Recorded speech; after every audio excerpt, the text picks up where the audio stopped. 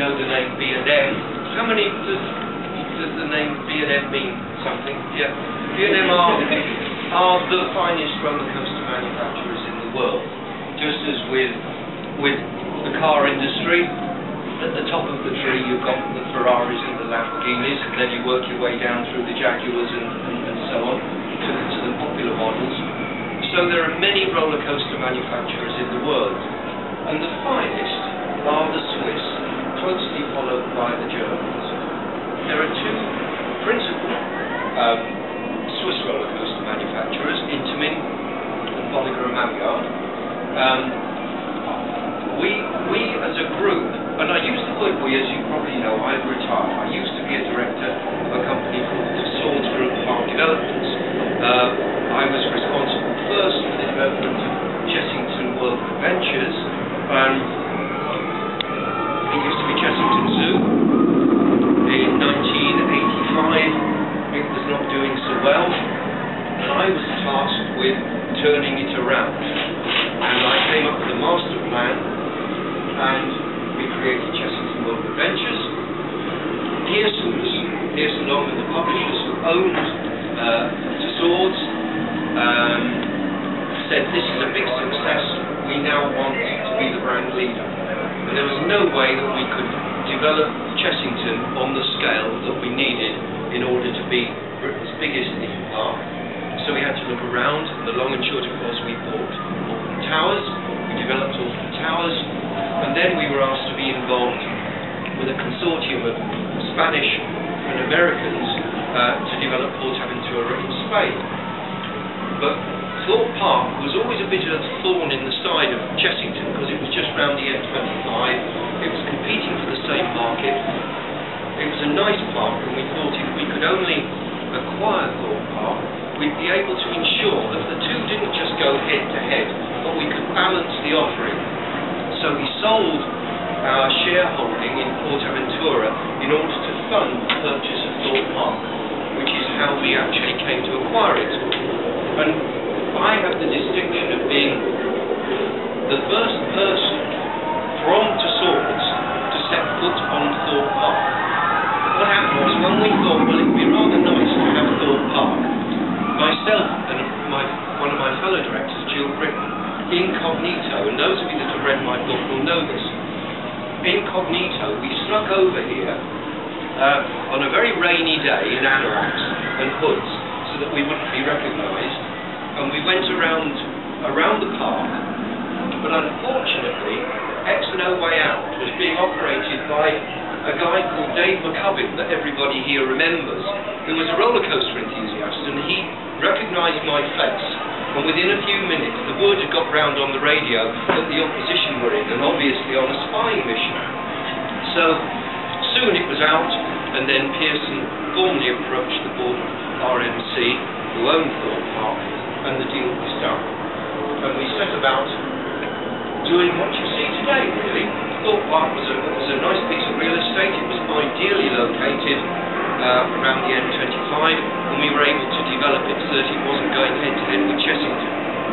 So as soon as we got it, excuse me eating a sweet, but after last weekend I ended up with quite a throat after doing all the talking, so I'm taking lots of precautions today. I don't want to lose my voice. We obviously needed to do something quick in order to make everybody know that something big and special was happening at Thorpe Park. We needed to put a big new ride in here, and we had to do it quickly. And the answer was Colossus.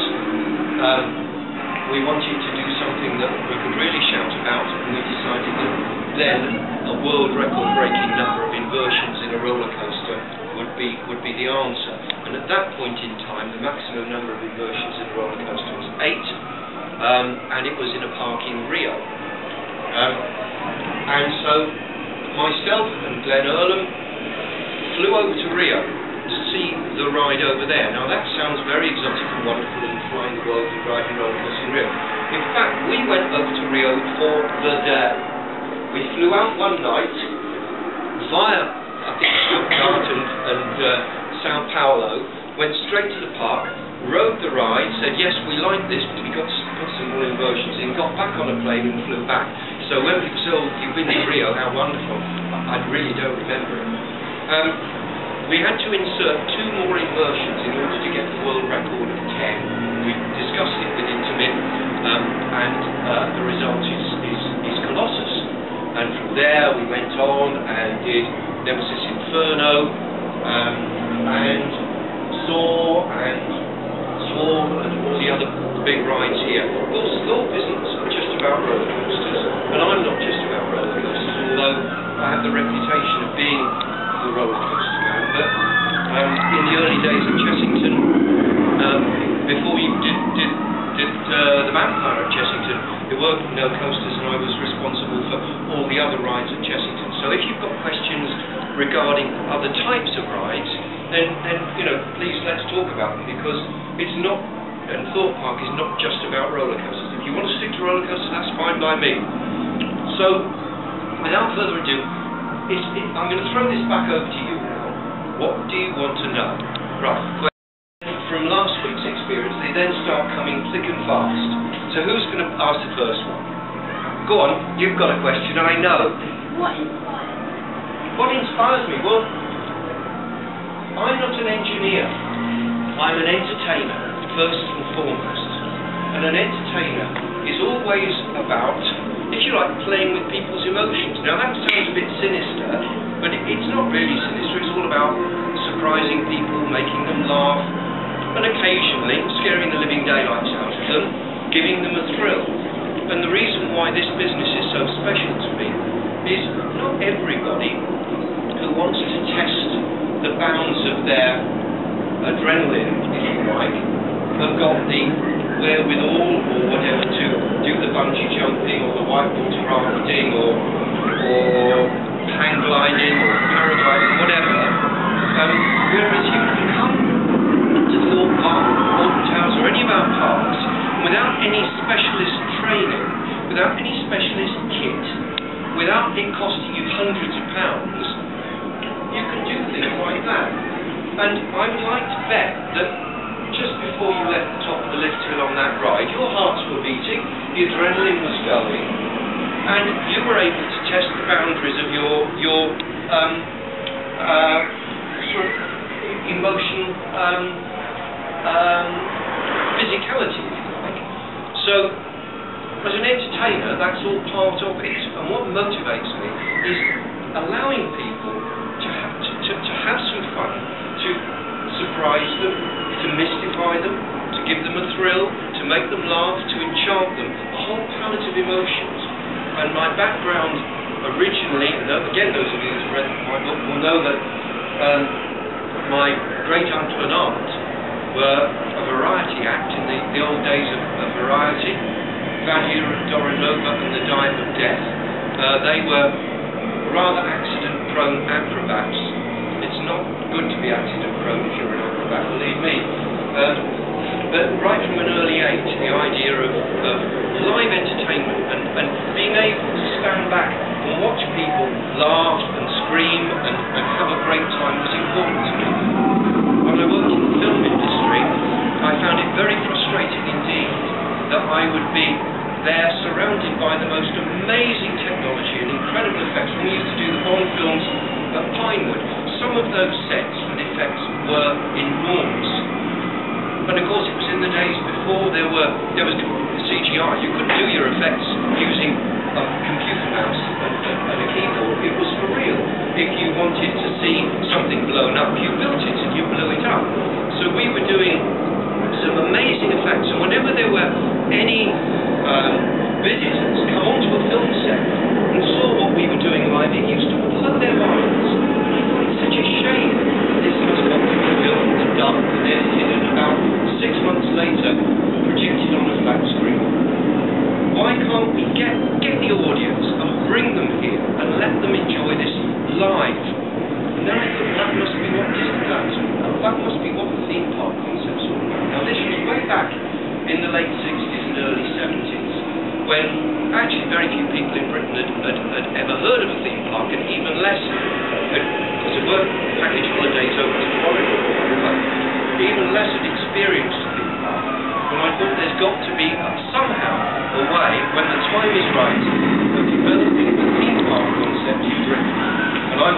there on the ground floor. So Chessington Zoo was the opportunity to do it. That was the way we got it kicked off. Thorpe Park here existed. It consisted of the lakes, various boat rides, a Viking village, a few other small rides, but it wasn't a theme park in the way that the theme park concept really should be, where you take people and you absorb them into a theme. And so the idea of taking everything that I was working in the film industry, bringing a live audience to it, instead of sitting you in a cinema seat, putting you on something that really moves like a roller coaster or a rapids ride or whatever, and taking you through that themed environment. That was the concept. So that is what motivated me. Does that answer your question? Good. Next question. Yes.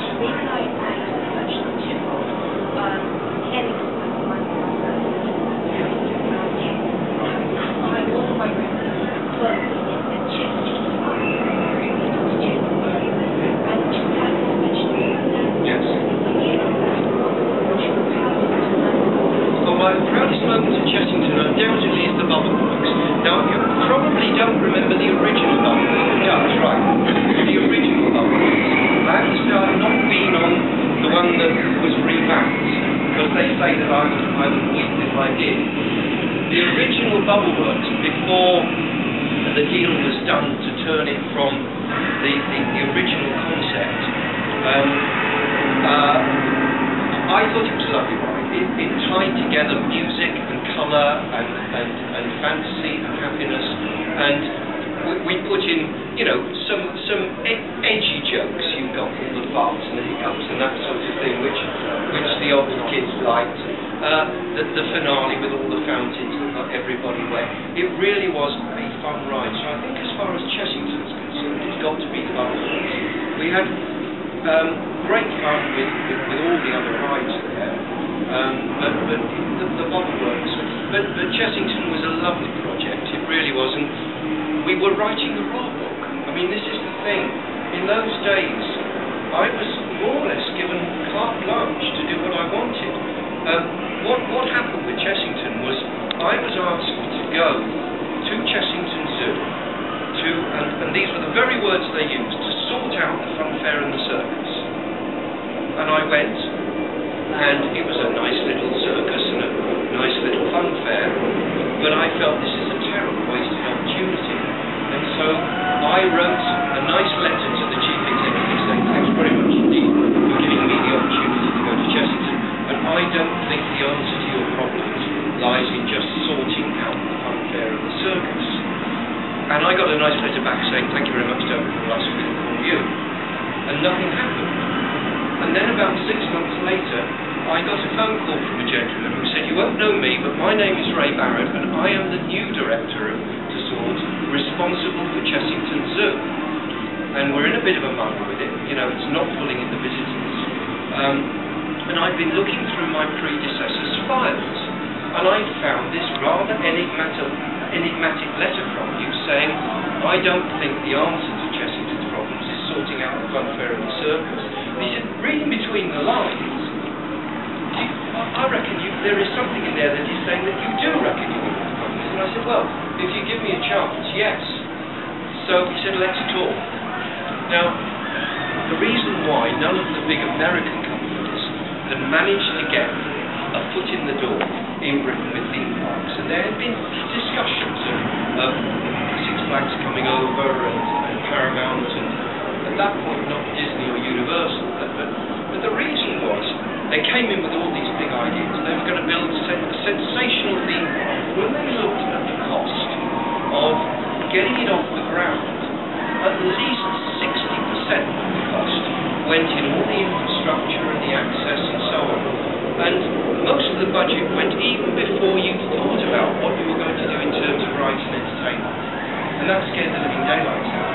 And I thought, well, at Chessington, we've got a fence. It's nicely landscaped. We've got car parks. We've got the drains and the sewers and all the other things. We've got some infrastructure there. So it's an ideal opportunity to take what is already at Chessington and do something with it. But then when I looked into the cost of custom-built, fully themed rides, we were talking about huge budgets, which Pearson's were a bit wary of spending, because we were still testing the concept out. So I thought, right, we've got to be a bit clever here. We will take standard ride hardware on a big scale, and standard ride hardware, and we will disguise it so that it looks as if it is a proper theme park ride. So those of you that know the original runaway train at Chessington, that is a standard layout Mac Laurentian. Standard layout. That's the sort of thing that went to Munich Oktoberfest and so on.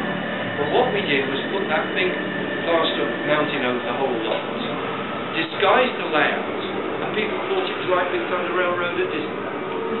Now, in fact, our budget was, in those days, for that ride, I think it was about £300,000, which buy nothing now. I mean, that wouldn't even level the site. But we were able to build something that people thought, wow, but we disguised it, and we disguised it so well that Herr Mack, from the head of the Mack family that built the ride, when he looked at the model that I built, because I'm not very good at drawing, I always used to design everything in model form, and I built a working model of the ride, complete with every detail there. And he came over and he said, Mr. Wardley, this is wrong. You're buying a standard layout ride for us. I said, Mr. Mack, this is a standard layout ride. We disguised the route of the track with the mountains so well that not even he recognised his own ride. So the trick was taking a standard log flume creating Dragon River, taking a standard Mac Laurentian ride, and creating what everyone thought was a runaway train. So in that early stage, we were really stretching the budgets as far as we possibly could. The only exception was, who remembers the Fifth Dimension ride? There's someone at the back who remembers. The Fifth Dimension ride was the big dark ride that is now called Tomb Blaster. Is it right? Very different ride altogether. Now, Madame Tussauds, who in those days simply owned Madame Tussauds Waxworks in London, Madame Tussauds Waxworks in Amsterdam, Warwick Castle, Chessington Zoo, Wookey Hall Caves, and maybe one or two other little attractions. I can't remember. Can you think of anything else? No, that was about it. Now, the wax people were all a bit precious. They were the best in the world, there's no doubt about it, and still are the best people in the world at doing wax figures. But they didn't want anything to do with this one. But they did rather fancy the idea of doing the dark ride. So Madame Tussauds Studios did the original Fifth Dimension ride, which I have to say was a fabulous ride. It was very clever indeed. Nobody that wrote it understood what the hell it was all about. It was quite spectacular, but people came out scratching their heads, but it was very clever. I designed the transit system with the turning vehicles, and that was a very expensive indulgence. But the board were happy to do that because that kept the studio. But they had nothing to do with anything else at all, that was the one exception. But apart from that, we did Chessington's first phase on a shoestring budget. Then when we did the Vampire and the Bubbleworks, that was when Pearson said, hey, this is making some money. We can now afford to invest serious money in rides. So the Vampire and the Bubbleworks together formed probably the biggest investment that anyone had ever made in Britain in a theme park type attraction. And then the budgets went up and up and up from there. Does that answer your question? Right, who's next? Okay, before I ask the question, I just want to go back to it. Did you help with design Dragon Park? I did the original layout of Dragon Park. Okay. What did you have more expectation with building designing and riding? Dragon Park was what they worked with the Dragon Park version. Which gave you more things? Right. Well, in fact, Colossus was taking, because we only had a short period of time to do Colossus, we took the layout of the ride that was at Rio, and we stretched it in order to put 2 more immersions in it. So that is a fairly standard design ride. Now, Dragon Khan was a different kettle of fish altogether. We were brought in on the Portaventura project halfway through, when the project was going badly wrong. The Spanish and the Americans fell out bad. The Americans were Bush, as in Busch Gardens, who wanted to develop a park in Europe. They knew that Disney were developing a park in Europe, and they wanted to develop a park. And they associated themselves with a Spanish bank called La Caixa and some operators of the Tibidabo amusement park in Barcelona. And they got together and they came up with a master plan and they started work on site, and boy did they fall out. In the end they were hardly talking, but they decided that the only way to get the project back on its feet was to involve an intermediary third party who were Europeans, but not Spanish, but who understood the way American theme parks worked. And we were flying high with Alton Towers by that time. And Bush came to us and said, look, you obviously know all about theme parks and the way the European market works. Because the American, if you replicated what we do in America, although it works fine for the Brits going over to Florida, it's very obvious that if you replicated what we do over there with your weather and you funny English people who have a different sense of humour, I said, no, hang on a minute, we have a sense of humour. It's not a different sense of humour, we have a sense of humour. That they thought, well, maybe you can stop us arguing with the Spanish. And the Spanish thought, well, maybe that's a good idea. So we moved into Portaventura, and they'd already started clearing the site. They'd already signed the contracts for the Rapids ride and the Shoot Shoots ride, the Tutuki Splash ride, and they were about to sign the contract with Vekoma for a multi-inversion roller coaster that was going to be, so it's been to Williamsburg, to Busch Gardens. Well, there is a ride there called the Loch Ness Monster, which is an arrow looping coaster, and the main feature is that two of the loops interlock, and you've got a set of block brakes between the two sections. Well, that's fine. The concept is, isn't it wonderful to see the trains doing that through the loop? But of course, you've got to dispatch your trains at exactly the right time. You only need to have a slight delay of someone getting in or out of the train, and that wonderful sort of image of the trains, it doesn't work. And what's more, Bush had done this ride about 12 years previously, and they were proposing to build almost that self-same ride at Portaventura, because it was dead easy for them to do. You know, they could just pull out the drawings, give them to Vekoma and say, build it. And I said, hang on, I'm not happy with this. The signature ride is going to be a replica of something that you built about 12 years ago in your park, which doesn't really work in any case. And I said, you don't sign the contract. Now, we had just built Nemesis at Alton Towers. We've got a very, very good relationship with B&M. They were a wonderful company to deal with. And I phoned up Walter and I said, Walter, we've not got much time, but could you do a whopper at Portaventura? A really big ride with a load of inversions. Let's try and get the world record for inversions. We've got a sensible budget. Can you do it? And he said yes. So the result was Dragon Khan, which for quite a few years was quite a sensational ride. It's obviously been topped now. I've not seen the Olympics, but so that was how Dragon Khan came about, and it really, I felt that Dragon Khan was a beautiful piece of engineering. B&M are superb engineers, and I think they did a great job. So that's the story of Dragon Khan. All right. Who's next? Yeah. Yeah, if we think about your relationship with B&M and the other companies, I'm from an engineering background, so I'm quite interested in knowing how you work with the engineering companies to get your design built, and they ever say, you can't do that, that's not possible. Okay, well, when it comes to creating rides at our theme parks, the first and most important thing that we consider is safety. You know, that if it's not going to be safe, forget it. Don't do it. Don't even think about it. Now, as I've said, the finest company in the world is B&M. The finest engineers in the world in general are Swiss. And people say to me, well, why roller coasters in Switzerland? It's a funny mixture. But when you think about it, the Swiss have had about 150 years of getting people with skis on, going up Alps, through Alps, round Alps, down Alps, in ski lifts, funicular railways and all that sort of thing. So they're very good at taking vehicles and kind of doing stupid things with them and winding them around, but safely. And the Swiss, being the Swiss, don't mess about.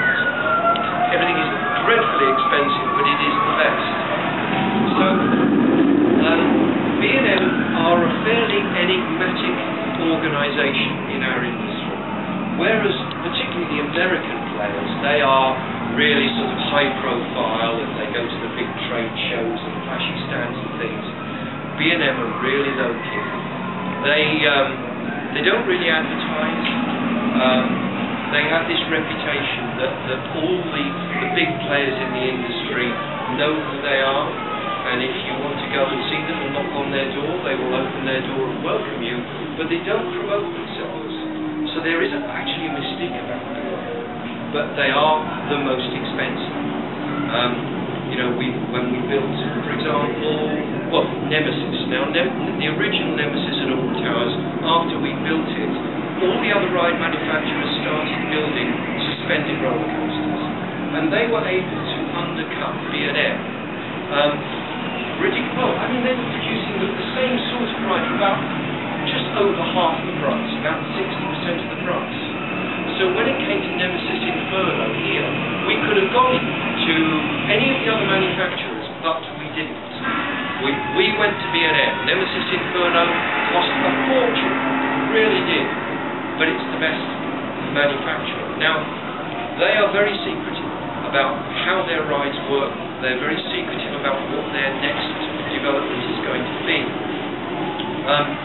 And most theme parks around the world, if they want a new ride, they will pick the manufacturer and they will say to that manufacturer, we've got a site, there it is, we've got a budget of £18 million, so that means we can probably afford to spend something in the region of £10 or £12 million with you, and the rest will go on the site and civil engineering and so on.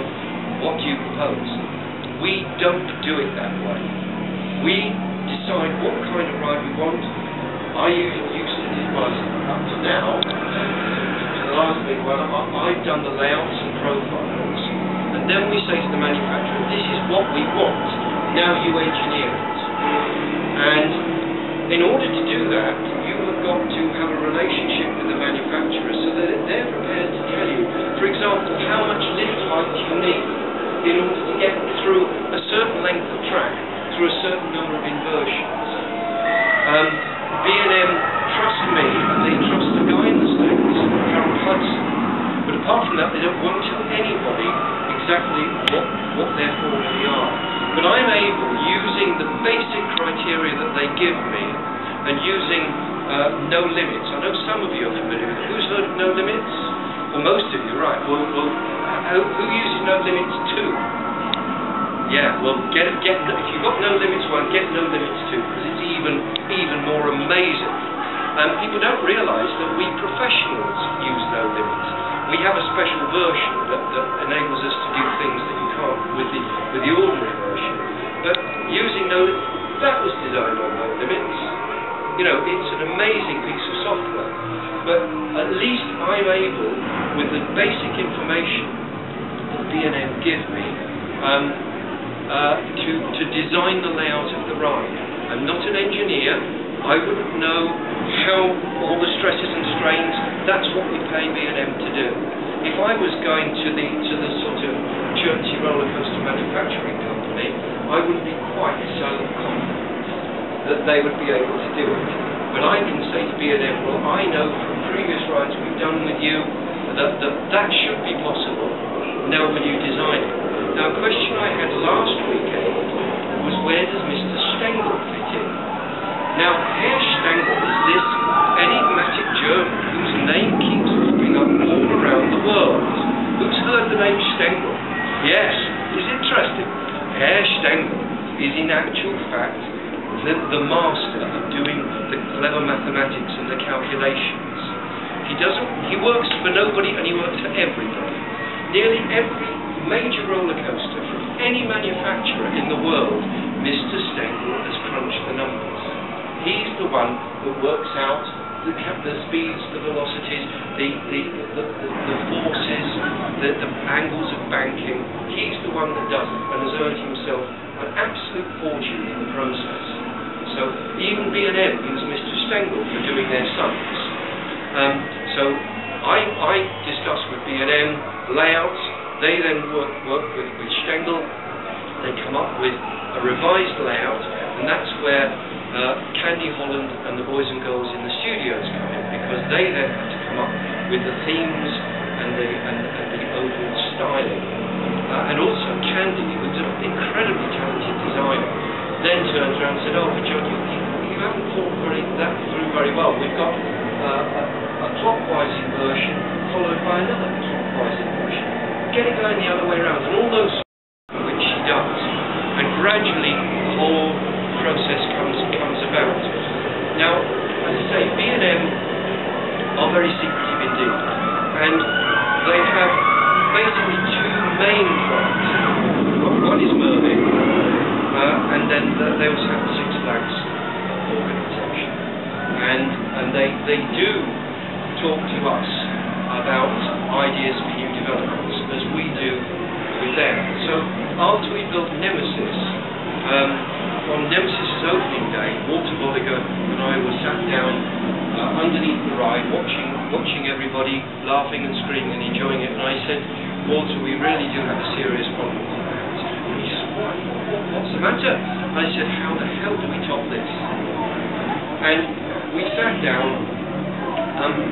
We were dreaming up ideas, and the idea of the vertical drop, and all the problems associated with taking that vertical drop and the train accelerating down the drop, and what would happen to the people in the back seat of the train as the train accelerated, and all that stuff. And eventually we came up with the idea of Nemesis. And immediately we all went undercover. Nobody knew that we were developing that vertical drop until the piece of track finally went up, that everybody could see what was happening. And after Nemesis, the idea of the flying coaster and air was born, and again we kept it undercover. Now, when it came to the wing coaster, what we wanted to do, we wanted Thorpe to have, if you like, the best. So we thought, if we're going to have a dummy run with B&M on a wing coaster, let's bung it in Italy. So we put the ride in Garda, and once we'd really seen what it could do, that's when we put the Swarm in. So B&M are an interesting outfit. They're delightful people. They charge us an absolute fortune, but it really is worth it. The rides are being constantly monitored, so that their works are in Malta, just upstream from Lake Geneva. They know if a wheel bearing is overheating on any of our rides, even before we do. You know, it's incredible the amount of monitoring that constantly goes on. And if a spare part is needed and we haven't got it here in stock, it will be air freighted into Heathrow within a few hours. Whereas with a lot of other companies, you sit and wait, and maybe a few weeks later the part will arrive by, FedEx or something. So they're an incredible company, and we believe that the best rides, the most reliable rides, the safest rides, we are prepared to spend the maximum amount of money to ensure we have those things, which is why you've got lovely pieces of engineering on that element. So that's the B&M story. Next one. Yeah. Hello. I'm really inspired by what you're doing with the training of electrical and Yes. And it seems like for a good 8 to 10 years, a big powerhouse for imagination. Yeah. Great. And I went on a lot of the original rides, and probably they still have. Yes. I find it interesting that obviously after two went to Alton House, and then acquired Thorpe Park, it seems like the level of freedom that you've had changed. It's quite interesting that the very early rides were really just, a lot was left right down to you, which is great. So when you came to Thorpe Park, did the vision kind of change? And what was the vision of Thorpe Park? Right, it's a good question. When we acquired Thorpe Park, something significant happened. Pearson sold to Swords, to some venture capitalists. And for a few years we went through a bit of a dark patch where the money men moved in and their one goal was just the finances. Their attitude was, make us money, if you can entertain people in the process, fine, and make us money. Whereas Swords' attitude is, entertain everybody and you will make us money as a consequence. And that's the same with Merlin that now owns. Merlin's attitude is, we've got a bunch of entertainment professionals working with us in all different disciplines, and if we allow them to entertain our guests, they will make us they'll make us a fortune, and they do very nicely. But entertainment is at the heart of it. That's the objective. But for those few years, those dark years, when we were owned by the venture capitalists, they just had their eye on the money, nothing else. And so that coincided with budgets being reduced, a lot of people being made redundant, a lot of imagination that had been put into our projects being considered unnecessary, and when the news came through, and incidentally, and this is rather bizarre, I always assumed when there was what they call a management buyout, that the board of directors would then own the company and would control it. But of course it's a complete fallacy. The people that really own the company are the banks, the financiers. And within 6 months of Charterhouse taking over, the entire board had been fired. All my old colleagues had gone. And it wasn't until the news came through that the venture capitalists had sold us to Merlin. I mean, the cheer went up through the organisation. You could hear it, because the wonderful thing was, when we bought Alton Towers, we needed a really dynamic marketing director at Alton Towers. And certainly when it came to the first few developments of the Haunted House, the Runaway Train, and then Nemesis, we needed the best. So we didn't exactly poach, but we recruited from, I think it was Cadbury Schweppes, a guy called Nick Varney, who became the marketing director at Alton Towers. He never didn't know the first thing about theme parks, and I more or less taught him everything there was to know about theme parks. No, that's very big-headed of me to say that. I helped induct him into the theme park industry. Nick stayed around within the organisation for about 3 or 4 years and then moved on, and eventually formed a company called Varden, and they developed sea life centres and so on, and became Merlin. And Nick Varney is now chief executive of the second biggest theme park company in the world, next to Disney, who is Merlin. In terms of total attendance, we're only second to Disney, and in a few years' time, the rate at which they're going, we're going to overtake them. So suddenly, we're owned by Merlin, my old mate Varney. Nick, as far as his ideals were exactly the same as mine, I knew we were back in safe hands. And literally you can see almost to the day when the takeover took place, this wonderful change of attitude. That came a totally different ethos, and I think it's true to say that what you see here, the magic that you see here, is back again. And the magic you see at Alton Towers, and the magic you see at Chessington, and at Legoland, and all the other attractions in Britain and Europe, and of course now in the States, is thanks to Merlin. So that's basically the story, and how this change of ethos occurred. And we did go through a pretty miserable period of a few years, but as I say, the day that Merlin took over, you could hear the cheer go around the entire organisation, and it was a cheer that was well deserved, it really was. And the next. Someone who's about to choose their Oh, I'm asked that question so often. It's a very sensible question. I mean, there are a number of ways of looking at this. You can either go into it from a technical standpoint, from the engineering standpoint, or you can approach it from a marketing standpoint, or you can approach it design it from the entertainment industry. There's no obvious easy way. The other way of doing it is to get yourself a job in a theme park, either in your school or college holidays part-time, or get on the bottom rung and work your way up. A lot of people that work here at Thorpe Park have started off as...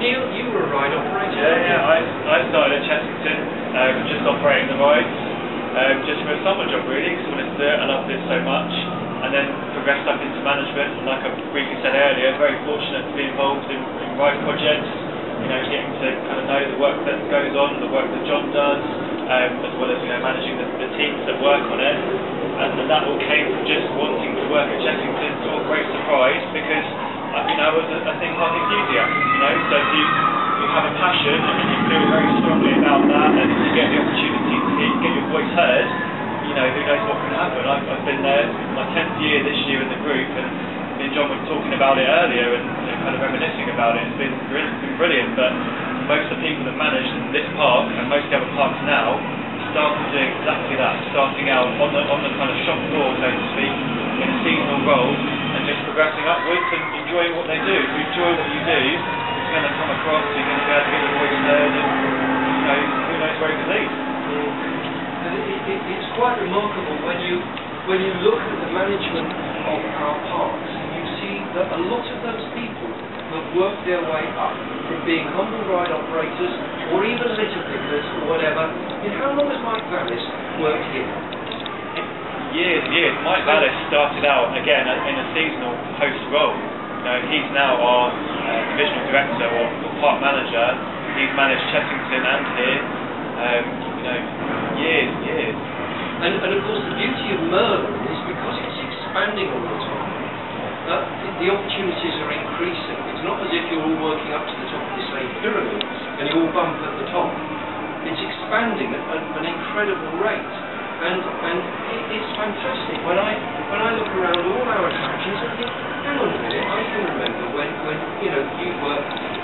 Well, take Henry Howard or Towers. So many of our senior management. Mark Fisher is a good example. Mark Fisher, I can't remember what Mark's official title was. He was head of theme parks in Merlin. Head of all the Merlin. He was once Henry the Hound that walked around the towers. So, and once more, the reason why he's good at doing what he does now is he understands the grassroots of how the business works.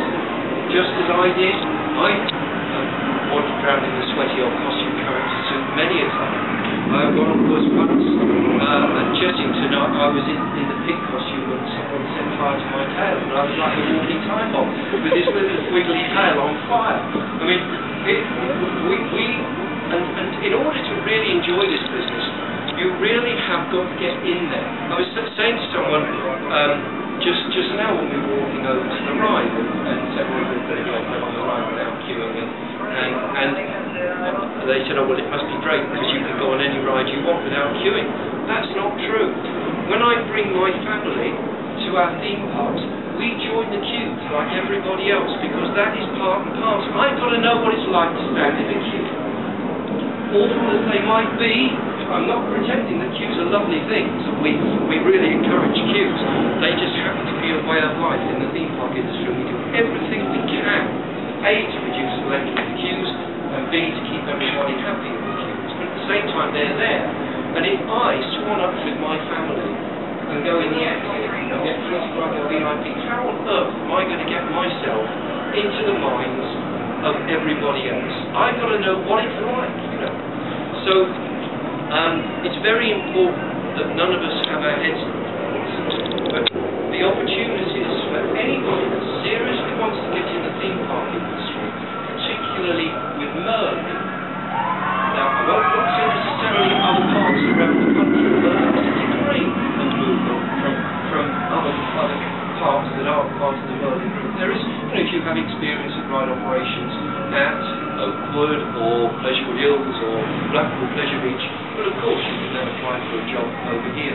But certainly within the Merlin organisation, you can work your way up through operations, or if you're interested in the engineering side, whether it be mechanical engineering, civil engineering, electrical engineering, computers and IT, you can come in with that kind of knowledge under your belt and enter the organisation. Or you can do it from marketing, or from retailing, or from catering. You know, there are lots and lots of opportunities. So it's really, in answer to your question, it's all a case of the opportunities are there. What facet of our industry interests you? So now you answer that. What facet of the industry really interests you? I'd like to, if I could, get a job in like design or receiving the artistic side. Right. Well, in that case, I suggest that you go to art college, become maybe a theatre designer, stage designer, something like that, exhibition designer, and work your way up that way. But if you think about it, the route that you should take is a fairly obvious one. You know, we'll work backwards from what you want to do here and think, well, how could I achieve that? How could I get there? And the opportunities are definitely there. Is that it? Right, yeah. You talk about your sort of motivation to come into theme parks was to bring the movie experience to the general public. Yes. How do you feel you've managed to achieve compared to something like what Warner Brothers has done with the Harry Potter studios, which is kind of the same remit but with a very different approach? Well, one has to be a realist and accept that our market here in Britain is much less than it is in America. Our climate doesn't allow us year-round operation, and unlike Paris Disneyland that calls on about 5 nations as their principal market, you know, we are more or less stuck with our domestic market. But all right, we can get London foreign tourists come to Thorpe Park. We don't get very many foreign tourists all in towns, but our market is limited here. So, although it would have been wonderful to have built a Harry Potter ride or a Spider-Man ride or whatever, the scale of the intellectual property, if you look at the value, for example, of the Harry Potter intellectual property, in order to match that with a compatible theme park attraction, you would be talking about an $80, $90, $100 million budget, at least. You know, the budgets here far higher than any other parks in Britain or outside of our group, but they're not on that scale. Now, what you've got now, as our parks are getting bigger and better, you've got intellectual properties that are international properties, like Angry Birds, for example, or at Hawktown's CBeebies, which are big properties that can start to justify what we're putting in Shrek. Thorpe have got all sorts of plans for other intellectual properties, and these are the things that allow one to beef up your budgets, be able to pull more people in, to be able to put up your gate price. And let's face it, you've got to pay a decent price in order to justify, you know, £18 million or whatever for that piece of steel there. You know, we must be realistic about these things. It would have been great to have designed the Harry Potter ride, for example. Maybe it would have meant that my role, if I had been in charge of it, I wouldn't have been able to get my hands dirty on the project as I might like. Whereas in the early days of Chessington, I literally was up ladders doing stuff. On the runaway train to this day at Chessington, as you leave the station and you go round a bend, it says on the wall in sort of wonky lettering, "Beware dangerous bends." And that's dangerous as deliberately spelled with a J. The bends has got the S the wrong way round to make it look all wacky and tumble down. Night before opening, I was the guy up that ladder writing that. And so I got a great deal of pleasure out of doing the stuff. And if I'd worked in the American industry, I would have been a much, much smaller cog in a bigger machine and wouldn't have had the fun out of doing this. So, in many respects, the scale of stuff that we've done at our parks has suited me fine. If they'd have been bigger, grander rides, I might have spent most of my time sat behind a desk and not really getting up close and personal with what we were doing. So that's it. Yeah. Any other questions? Yeah. With regards to the talk, Yes. like one of the main points of it is like the misses, but then of course like last year you got the two backwards roads. So I was wondering, do you know whether that was something to talk with DNF or was it the other way around? Well, obviously the near misses on a wing coaster are the most important thing.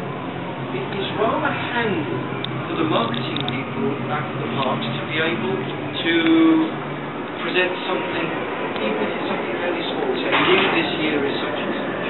And so by putting some of the scenes backwards, they were able to just, if you like, I won't say rejuvenate, because the ride didn't need any rejuvenation, it was a fabulous ride in the first place.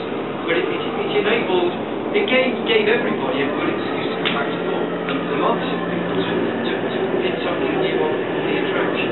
So reversing the seats on a coaster is a fairly neat little trick in order to add something a bit different to an expensive piece of capital plant. And also, our development period for the ride was very tight. It's not easy building stuff here. Let's face it, you're on a bed of ground with a water table a few inches below the surface. And so these rides require a gigantic amount of time. And so, for example, the billboard that you go through there, that didn't get put in the first year. You know, Merlin and their financial backers have invested vast amounts of money and they need to get a quick return. There is no question of the ride opening late. It will open on time. And so we realised that there were some things that we could put in year one. But the good thing is you can then put them in year two and just refresh the product. And so that's what happened. And by adding the backward seats, it means those bit of added through. I personally think it's beautiful. I've had to do it too many times in the good old days before small cameras. When we first bought Nemesis, we had to have a big camera for all the television companies with a camera on it. And invariably, if this film crew turned up and we didn't have time to put the rig on, it would be the cameraman would say, I'm not going to do that. And I would be the poor guy that had to kneel on the seat facing backwards with a harness over my back. We health and safety wouldn't allow it nowadays, holding a great big television camera, and the safety nets would lash us all together, me, the camera and the board, with rope and everything, and I would have to ride those rides backwards over and over and over again. But also the other naughty trick that we did, and I'm going to admit this now, again, we wouldn't dare do it, but you know, in the film, the producers, they sell 50% shares of the film to about 20 different lots of people.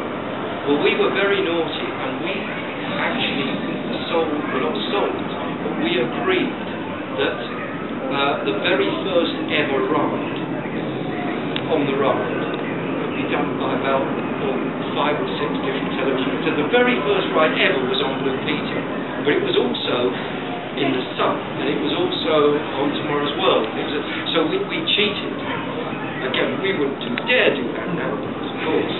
And again, when it came to all those first rides, I was the poor guy that had to be. And you go on YouTube nowadays, you look at Nemesis, and it's the same with this. The number of times I had to do Nemesis Inferno, you know, those rides, round and round and round. There's no way I can do that now. But, you know, does that answer your question as far as rejuvenating the product in a very, very cost-effective way? Extremely cost-effective. Yeah. Yeah. Fine, I'll have you and I'll make it right up. That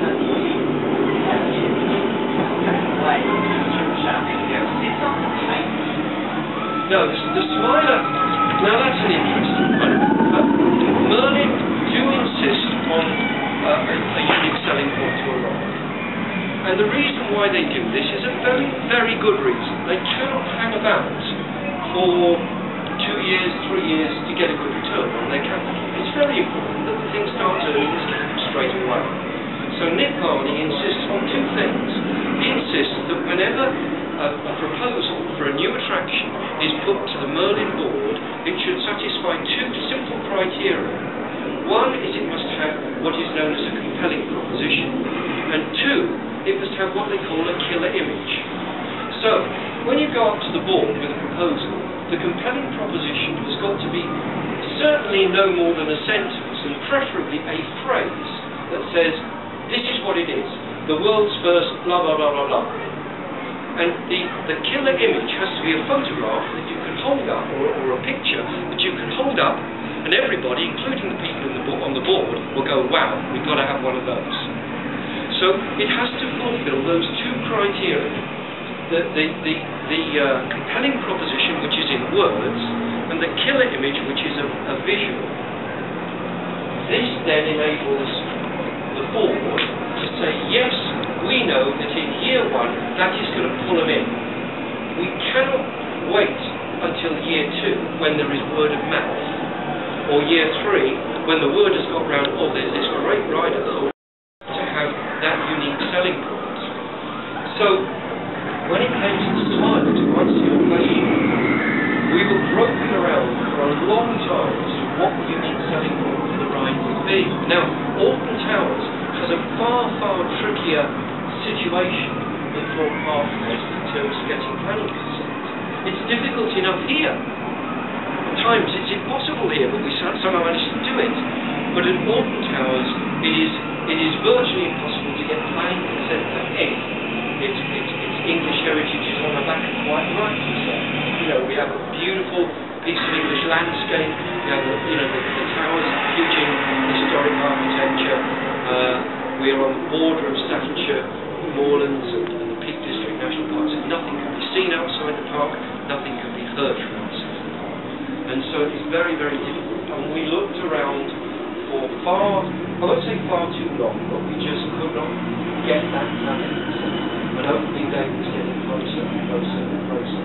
And in the end, it was decided that the USP that we would go for is to get the world record for the number of inversions. The only place in the park that could do that would be the old Black Hole site.